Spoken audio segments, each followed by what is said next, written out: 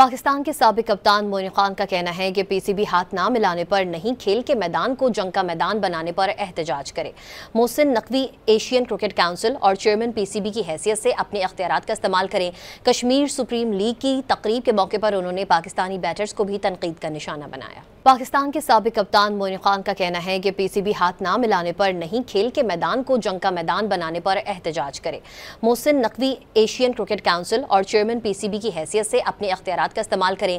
Kashmir supreme league की तकरीब के मौके पर उन्होंने पाकिस्तानी बैटर्स को भी तनकीद का निशाना बनाया। पाकिस्तान के साबिक कप्तान मोइन खान का कहना है कि पीसीबी हाथ ना मिलाने पर नहीं, खेल के मैदान को जंग का मैदान बनाने पर एहतजाज करे।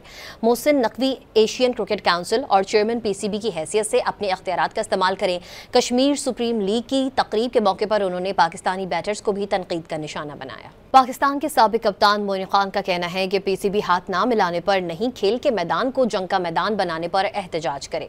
Mohsin Naqvi Asian cricket council और चेयरमैन पीसीबी की हैसियत से अपने अख्तियारात का इस्तेमाल करें। कश्मीर सुप्रीम लीग की तकरीब के मौके पर उन्होंने पाकिस्तानी बैटर्स को भी तनकीद का निशाना बनाया।